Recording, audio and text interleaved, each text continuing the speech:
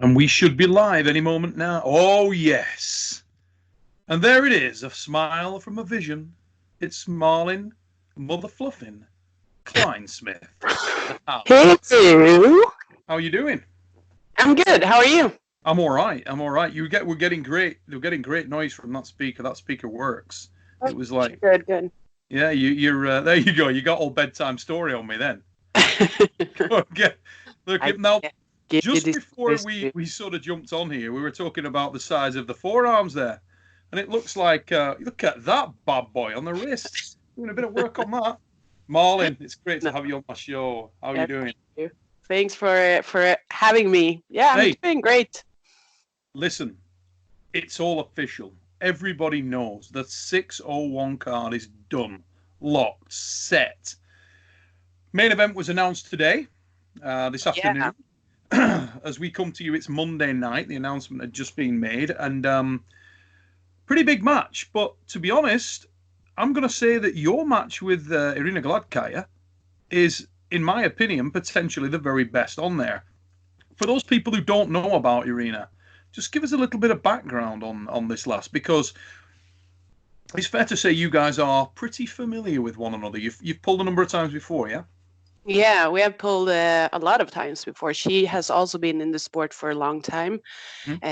Our first, I think I met her first in Manchester, actually, 2006 in the final. Was that the first time you guys had pulled then? There. I think so. What I remember, or maybe, exactly. And then we went to the finals, and I think I lost the finals by 2 elbow fouls, but she felt really strong then. And then we have been pulling a few times after that too. Most recently, it was 2018 at the Europeans with right arm. Yeah. And she won that time. So why the smile? Do you think that because I'm gonna make a statement here. Going into your last World Armwrestling League match, you hadn't beaten Fia Rasic for quite a while. Yeah, that's true. But it didn't matter, did it? No. And did the smile come on your face then when you said that you struggled against her that time? Because somewhere in your mind you think that this time could be different. You look like you felt pretty comfortable in the World Armwrestling League. Yeah, I did feel comfortable, and it was a really nice win for me against Fia Rasic. But somehow I always feel just lucky. But then again, you're always lucky when you train hard, right? It's easier to get lucky. I'm going to say that wasn't luck. That day, it was there. Everything joined up for you, great, right from your first hit. But I don't know how much damage you did to Fia's hand and wrist in those first couple of attacks, but from there it looked, you were in cruise control. Do you feel like the version of yourself that we're seeing now and the version of yourself that we saw that day is the very best that you've ever been in your career, Marlon? Yeah, especially with my head. Before I cared too much about what other people were saying or feeling, or I cared too much about others. And now I just arm wrestle. I don't take it that serious like I did before, and that kind of works. Like I don't put too much pressure on myself. I know how good I am, and that I am pretty good in arm wrestling, and so I think that has helped me. And also I'm bigger now. I weigh 70 kilos. I don't want to diet anymore. So, and I feel really, really comfortable weighing this much. I can feel like when I go down to 65 kilos that I have done and met Irina, you lose some power. And you feel like you're depleting your body to get to the weight, do you, at 65? Yeah, exactly. I don't think that naturally I should be 65 kilos. I should be around 70, I think. So at the WAF Worlds, when you won your world title in 65 kilo, how hard was it for you to actually make that weight class in the lead up? Did you start way out to get to drop the 5 kilos, or did you just water cut? What was the... My friends in Sweden will laugh now because I'm the Mhm. worst person in dieting, and I always start. Okay, you too. Yeah, I'm not from Uh, sideways on, mate. Yeah. well, Yeah. I had a goal. I had the goal to I had to go down to 65 kilos. But also I didn't feel so good before the World Championships 2018. I had low iron, so I was looking at that now because I wanted to. I looked back in the history of my Instagram to see the arena matches that I had at the Europeans, and then I saw a post just before the Worlds that I was thinking I'm not going to the Worlds because I didn't feel so good. And then my friends were saying that from Arn by Ekland, they said, yeah, you have to go. And then I started to diet. It was like maybe a month before.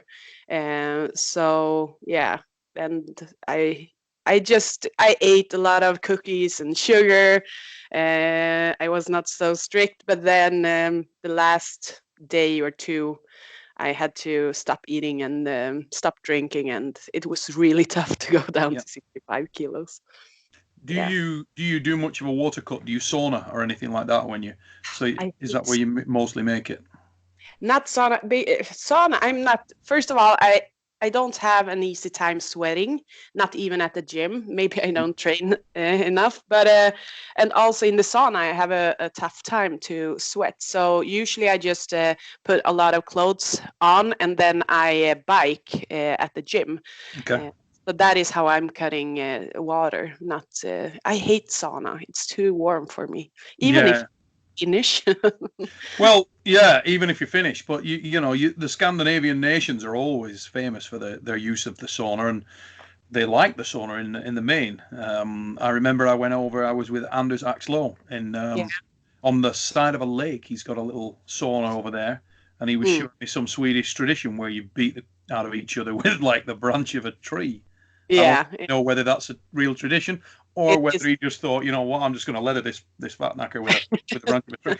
Could well have done that. It was piss funny from his side of things. never know with Axlo if he knew this tradition, but it is a tradition Yeah, when he to do. started pulling this branch off a tree and said, I'm about to leather you in a minute with this in the sauna, I was thinking, it's normal. He said, "Oh yeah, it's a tradition over here in Sweden." So yeah, I went through it, and then we dived in the icy lake, all the stuff that you guys do, you know. But Maybe he was just interested in you, Neil. hey, no. There was a few of us in there. His wife was in there with us. So, Oh, but yeah, I that, partook in it. that doesn't Oh, say anything. Maybe he was interested anyway. maybe you know more than I do. We'll leave it there. But No. getting getting back to the match in terms of your sort of areas of development, I'm going to make a comparison here with Rob Bidgett Jr.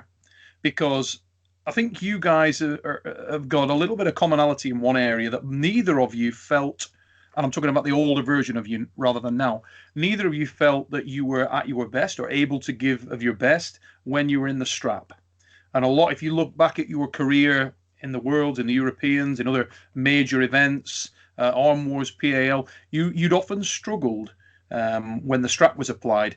However, when that was put on at the World Arm Wrestling League, that looked like a very different lady. You, like you say, mentally, physically, the whole thing, it seemed to join up. You didn't look anywhere near as concerned, and you look very comfortable. Have you been really working the strap? Has that been a real pinnacle of your focus? That what you've been looking at? Yeah, I've never understood how the straps works. I still learn. Like yesterday, I was training with Vios, a really, really great arm wrestler from Sweden. Yeah, for those And who don't know, Vios, great left-hander. Keep yeah, that kid. he's super strong. Anyway, and still I learn how to like connect the elbow to your, drag motion. So, but I have been training straps for a long time now, maybe 2 years, and I never did that before because I hated it. So then I didn't want to train it. Yeah, you But avoid. yeah, you have to train what you want to be good at. So I started to train 2 years ago, and that helped. But also in WAL, it helps because you don't the other person can't push that much before the start. Like you take an even grip, or even, I mean, you can grip however you want, but Yes.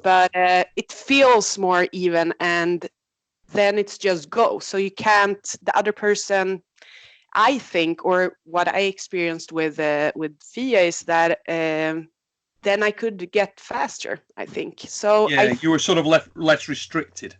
yeah, Yeah. I think Okay. so. Mm-hmm. But It certainly looked that way. I mean, yeah, your hit was absolutely on point. You weren't sort of coiling up off your shoulder or your trap on the hit. You were very, it was a really fluid motion. So it looked like it actually surprised me quite a bit how easily you took to that, because, yeah, you hammered me afterwards on them. Yeah, I owe you one for that. But yeah, we've seen other guys come over from Europe, notably people like Yanis Amelins. Obviously, we've had others as well, but so I'm not picking on you, Yanis. But they've struggled with that. yeah, Hermes was another one who came over, and he struggled a little bit with it. On the other hand, yourself and Gabriela Vasconcelos, wow, what a start! I mean, it was sort of a dream debut, and that leads me on to my next point.